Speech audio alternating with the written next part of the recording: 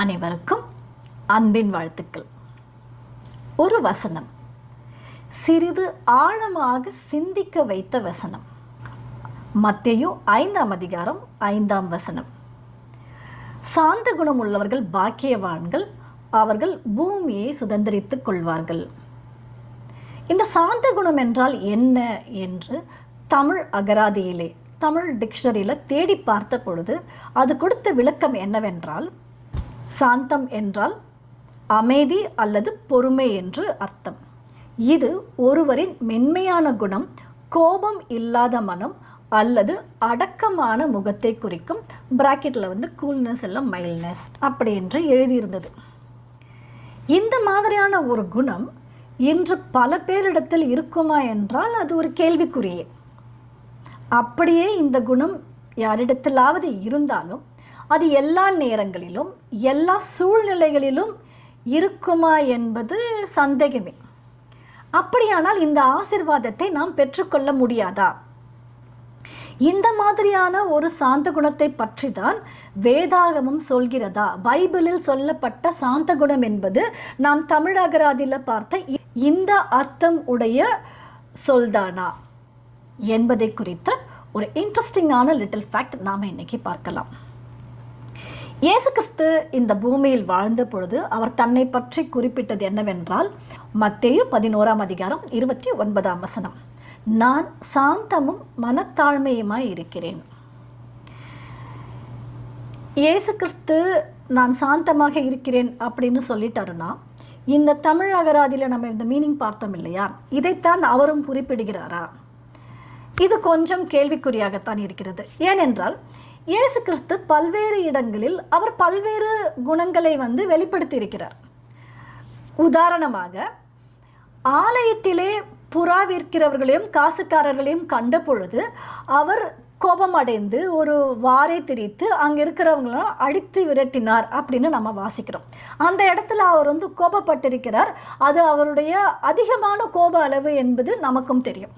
ஒரு தடவை பேதுருவை பார்த்து, மத்தேயு 16ஆம் அதிகாரம் 23ஆம் வசனம், அவரோ திரும்பி பேதுருவை பார்த்து, எனக்கு பின்னாலே போ சாத்தானே, நீ எனக்கு இடரலாய் இருக்கிறாய் அப்படின்னு சொல்லியிருக்கிறாரு. அப்போ இந்த இடத்துலையும் அவர் ரொம்ப அமைதியையும் பொறுமையையும் கடைப்பிடித்தாரானா? இல்லை. அந்த இடத்துலையும் அவர் தன்னுடைய மனக்கடினத்தை அவர் அங்கே வெளிப்படுத்தி விட்டார். மார்க் 3ஆம் அதிகாரம் 5ஆம் வசனம், அவர்களுடைய இருதய கடினத்து நிமித்தம் அவர் விசனப்பட்டு கோபத்துடனே சுற்றிலும் இருந்தவர்களை பார்த்து அந்த மனுஷனை நோக்கி உன் கையை நீட்டு என்றார். இப்போ நம்ம பார்க்குறோம், அவர் விசனப்படுகிறார், கோபம் அடைந்துள்ளார் அப்படின்னு நம்ம வாசிக்கிறோம். மார்க் 10ஆம் அதிகாரம் 14ஆம் வசனம், இயேசு அதை கண்டு விசனமடைந்து, சிறு பிள்ளைகள் என்னிடத்தில் வருகிறதற்கு இடம் கொடுங்கள், அவர்களை தடை பண்ணாதிருங்கள், தேவனுடைய ராஜ்யம் அப்படிப்பட்டவர்களுடையது. ஸோ இந்த இடத்துலையும் இயேசு கிறிஸ்து விசனமடைந்திருக்கிறார். இந்த விசனமடைதல் என்கிற வார்த்தையின் ஆங்கில வார்த்தை இன்டிக்னன்ட் என்றாலும் கோபப்படுதல் என்று அர்த்தம். அப்போ அங்கேயும் அவர் கோபமடைந்திருக்கிறார். லாசரு மரித்த பொழுது கண்ணீர் விட்டிருக்கிறார்.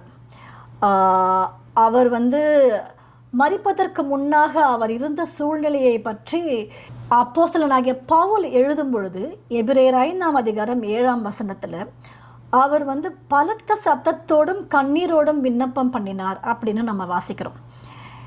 இன்னும் சில இடங்களில் அவர் பரிசேயர்களையும் சதுசேயர்களையும் வேத பாரகர்களையும் மூப்பர்களையும் அவர் கண்டித்த பொழுது அவர் உபயோகப்படுத்தின வார்த்தைகள் மிகவும் கடினமான வார்த்தைகள்.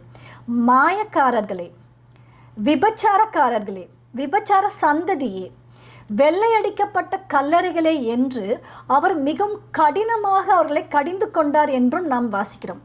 அப்படியானால் நாம் தமிழ் அகராதியில் பார்த்த அந்த அர்த்தத்துடன் இவர் கூறிய, நமது ஆண்டவராகிய இயேசு கூறிய சாந்த குணம் மேட்ச் ஆகுமா என்றால் அது மேட்ச் ஆகவில்லை. அது அதற்கு இணையாக இல்லை. அப்போ இந்த சாந்த குணம் என்றால், வேதத்தில் எழுதப்பட்டுள்ள சாந்த குணம் என்பது என்ன என்பதை குறித்து நாம் இன்னும் கொஞ்சம் விளக்கமாக பார்க்கலாம். எனவே இயேசு கிறிஸ்து தன்னை பற்றி கூறிய பொழுது கூறப்பட்டுள்ள அந்த சாந்த குணம் என்கிற வார்த்தையின் ஆங்கில வார்த்தை மீக்னஸ். இந்த மீக்னஸ் என்கிற இந்த வார்த்தை ப்ராவோஸ் என்கிற கிரேக்க வார்த்தையிலிருந்து மொழிபெயர்க்கப்பட்டது. ப்ராவஸ் என்றால் என்ன? அதோட மீனிங் ஸ்ட்ரென்த் அண்டர் கண்ட்ரோல் என்று அர்த்தம். இதை எப்படி புரிந்து கொள்வது? ஒரு வைல்ட் ஹார்ஸ் இருக்குன்னு வச்சுக்கலாம். இந்த குதிரையை யுத்த களத்திற்கு பயிற்றுவிக்கும் பொழுது அது தனக்குள் எவ்வளவு வலிமையும் சக்தியும் நிறைந்திருந்தாலும் தன்மேல் ஏறி அமரும் அந்த யுத்த வீரனுக்கு அது தன்னை ஒப்பு கொடுத்துவிடும். அதுபோல எவ்வளவு வலிமை இருந்தாலும் எவ்வளவு சக்தி இருந்தாலும் தன்னை முழுவதுமாக ஒப்பு கொடுப்பது என்பது இதனுடைய அர்த்தம். இயேசு கிறிஸ்து அப்படி இருந்தாரா என்றால் ஆம். அவர் தன் வாழ்நாள் முழுவதுமே தன்னை முழுமையாக அர்ப்பணித்திருந்தார்.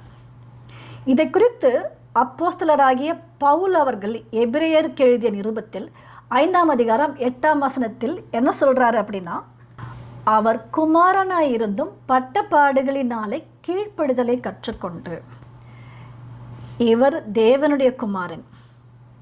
இவரை குறித்து நாம் எப்படியெல்லாம் வாசிக்கிறோம் என்றால், யோவான் 1ஆம் அதிகாரம் 3ஆம் வசனம், John 1st chapter 3rd verse, சகலமும் அவர் மூலமாய் உண்டாயிற்று, உண்டானதொன்றும் அவராலே அல்லாமல் உண்டாகவில்லை. இயேசு கிறிஸ்து இந்த முழு பூமியையும் அவர்தான் சிருஷ்டித்தார். இந்த பூமியில் இருக்கிற எதுவுமே அவர் இல்லாமல் உண்டாக்கப்பட்டதில்லை. அப்போ அவர்கிட்ட இருக்கிற அவரோட ஸ்ட்ரென்த், அவரோட கெப்பாசிட்டி, அவரோட வேல்யூ எவ்வளோ பெருசு என்று நாம் புரிந்து கொள்ள முடியும். அத்தனையும் அவர் கொண்டிருந்தாலும் அவர் பூமியிலே மனிதனாக பிறந்த பொழுது எத்தனை வலிமைகள் தனக்குள் இருந்தாலும் அவர் என்ன பண்ணிட்டார்னா, பிதாவாகிய தேவனுடைய சித்தத்திற்கு தம்மை முழுமையாக ஒப்பு கொடுத்தார். எது வரைக்கும் அவர் அந்த மாதிரி இருந்தார் அப்படின்னும் பொழுது, பிலிப்பியருக்கு எழுதின நிருபம் 2ஆம் அதிகாரம் 8ஆம் வசனம், Philippians 2nd chapter 8th verse, அவர் மனுஷ ரூபமாய் காணப்பட்டு மரண பரியந்தம், அதாவது சிலுவையின் மரண பரியந்தமும் கீழ்ப்படிந்தவராகி தம்மை தாமே தாழ்த்தினார்.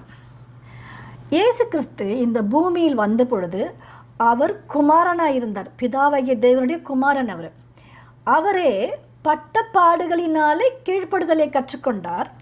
எது வரைக்கும் அப்படின்னு பார்த்தோம் என்றால் மரண பரியந்தம் கீழ்ப்படிந்தவராக இருந்தார் அப்படின்னு நம்ம பார்க்கிறோம். அதனால இயேசு தான் சாந்தமும் மனத்தாழ்மையுமாய் இருக்கிறேன் என்ற இடத்தில், சாந்தம் என்பது அவர் பாடுகளினாலே அவர் ஏதோ ஒன்றை கற்றுக்கொண்டார்.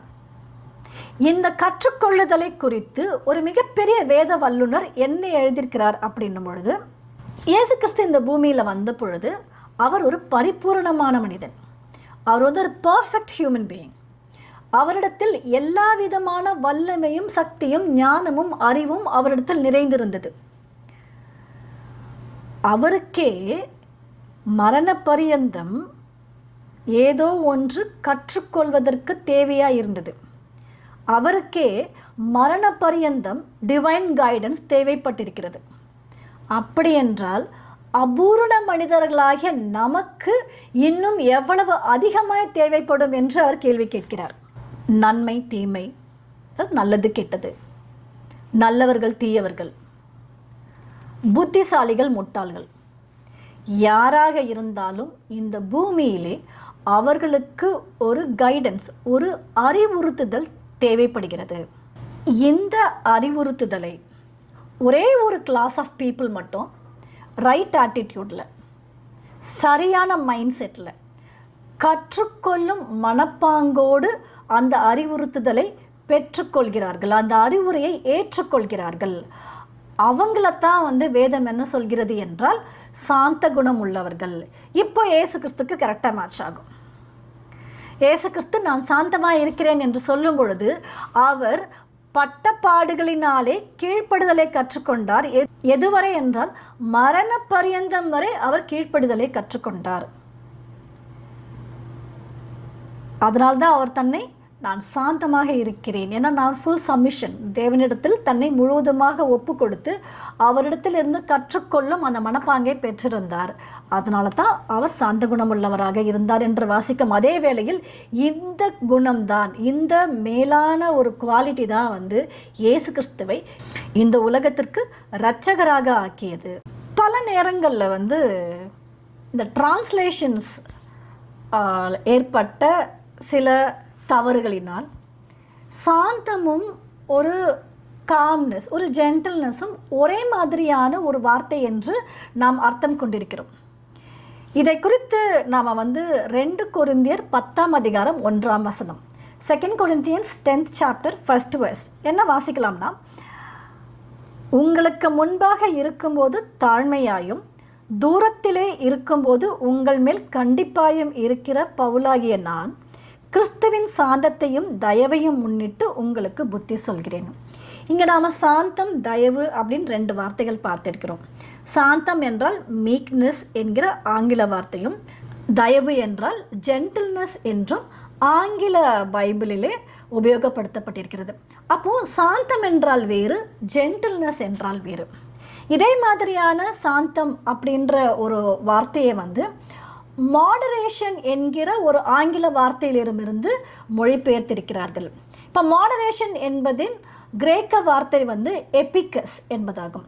அப்போ மாடரேட்டாக இருங்க, அதாவது ஏற்ற விகிதத்தில் இருங்க. நம்முடைய எந்த ஒரு குவாலிட்டியாக இருந்தாலும், நம்முடைய எந்த விதமான ஒரு கேரக்டராக இருந்தாலும், ஒரு எக்ஸ்ப்ரெஷன்ஸாக இருந்தாலும், சந்தோஷம், துக்கம், சஞ்சலம், தவிப்பு, இந்த மாதிரி எந்த விதமான ஒரு சிச்சுவேஷன்லையும் நாம் வெளிப்படுத்த வேண்டிய நமது குணம் அது அதற்கு ஏற்ற விகிதத்திலே இருக்க வேண்டும் என்பது தான் அதனுடைய அர்த்தம். அதையும் தமிழில் பல இடங்களில் சாந்தம் என்றே மொழிபெயர்த்து விட்டார்கள். ஒரு 2 வசனங்கள். 1 பேதுரு 5:5 யாக்கோபு 4:6 1 Peter 5th chapter 5th verse, James 4th chapter 6th verse. இந்த 2 வசனங்களுமே என்ன சொல்லணும்னா, தேவன் பெருமை உள்ளவர்களுக்கு எதிர்த்து நிற்கிறார் என்று கூறும் வசனங்கள்.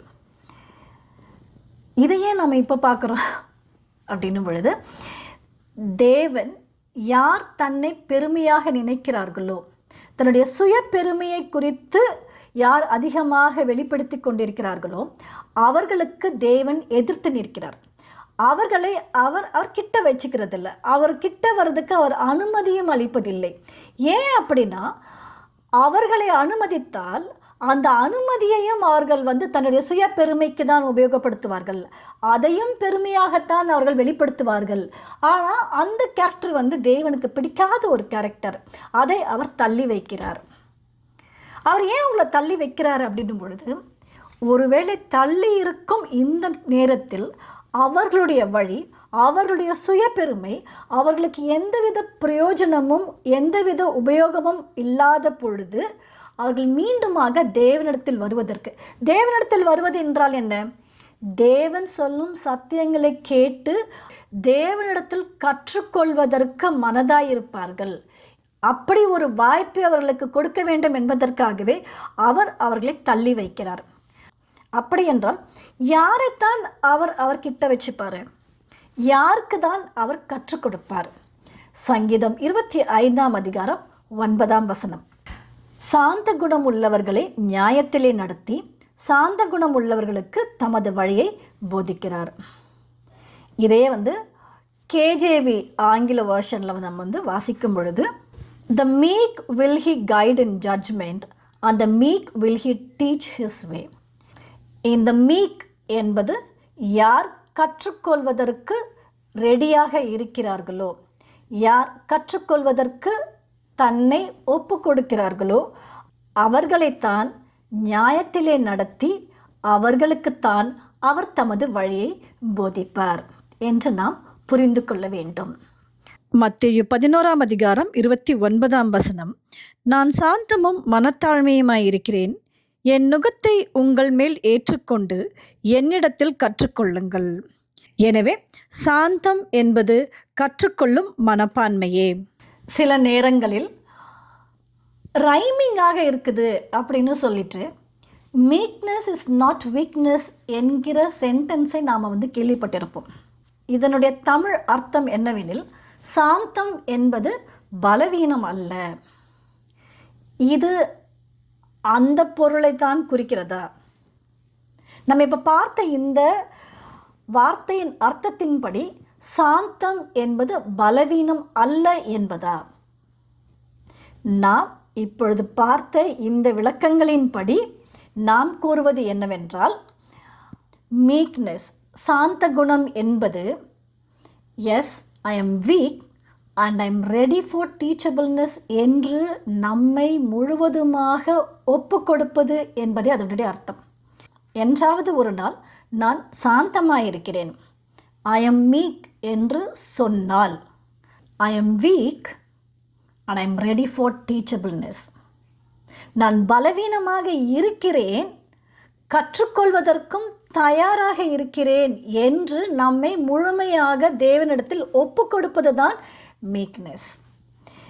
இந்த கிறிஸ்தவ வாழ்க்கை என்னும் பள்ளிப்பட்டறையிலே கற்றுக்கொள்ளும் மனப்பாங்கு, மைண்ட் செட் ஆஃப் டீச்சபிள்னஸ் யாருக்கு இருக்கிறதோ அவர்கள்தான் வேதத்தின்படி சாந்த குணம் உள்ளவர்கள் என்பது இன்னையோட லிட்டில் ஃபேக்ட்.